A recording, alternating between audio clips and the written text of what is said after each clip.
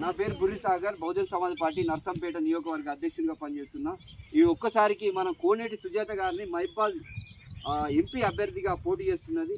ఖచ్చితంగా తరాల నుంచి మనం ఈ అడ్డా కూలీగా, పారిశుద్ధ కార్మికులుగా ఏమి లేని పరిస్థితులనే మనకు వెనుకబడ్డంలో కాదు, మనం వెనుకకు నెట్టివేయబడ్డంలో ఎవరి ద్వారా అంటే ఈ దొరల వల్ల, ఈ భూస్వాముల వల్ల మనం తరాల నుంచి వెనుకబాటుతనం ఇక్కడే కొనసాగుతున్నది. దీనికి మనకు రాజ్యాంగాన్ని కనుక ఇంప్లిమెంట్ చేసేది ఉంటే ప్రతి ఒక్కరికి ఎవరి వాట వాళ్ళకు వస్తుంది. ఎవరి వాట వాళ్ళకు వచ్చినప్పుడు నువ్వు ఆర్థికంగా కేసీఆర్ కొడుకు ఎక్కడైతే మనోడు ఎక్కడైతే చదువుతున్నాడో మన కొడుకు కూడా అక్కడనే చదువుతాడో అంత ఉన్నతమైన చదువులు మనం చదువుకోగలుగుతాం ఎప్పుడు రాజ్యాంగాన్ని ఇంప్లిమెంట్ చేసినప్పుడు. ఎందుకంటే వాళ్ళు ఈ వైద్యాన్ని ఇటు విద్యను నిర్లక్ష్యం చేయడం వల్ల అందులోకి ఎవరు పోకోకుండా కరెక్ట్ గట్టిగా రోగం వస్తే గుంట జాగా అమ్ముకొని మనం ప్రైవేట్ హాస్పిటల్ పోతున్నాం, కానీ గవర్నమెంట్ హాస్పిటల్ పోలేని పరిస్థితులు ఉంటుంది. ఎందుకంటే ఏ రాజకీయ నాయకుడు అయినా చూడండి, వాళ్ళకి జ్వరం అయితే మాత్రం ప్రైవేట్ హాస్పిటల్ పోతారు, మనం జ్వరం అయితే ఏ సదుపాయం లేని గవర్నమెంట్ హాస్పిటల్ పోతాము.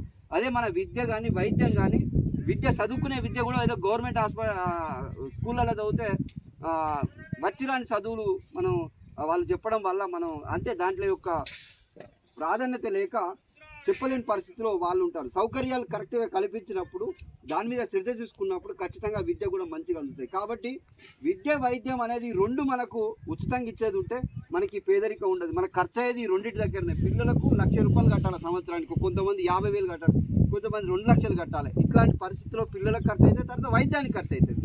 నేనేమంటున్నా అంటే ఇలాంటి ఈ అడ్డా కూలీల వ్యవస్థను మనం మారుకోవాలంటే రాజ్యాంగాన్ని ఇంప్లిమెంట్ చేయాలి. రాజ్యాంగాన్ని ఇంప్లిమెంట్ చేయాలంటే అది ఏకైక పార్టీ బహుజన్ సమాజ్ పార్టీ ఏనుగు గుర్తు. ఇప్పుడు ఎంపీ అభ్యర్థిగా కోనేటి సుజాత గారు నిలబడ్డారు. దయచేసి మీరు ఏనుగు గుర్తుకే ఓటేసి గెలిపిస్తారని నేను కోరుకుంటాను. ఏనుగు గుర్తుకే.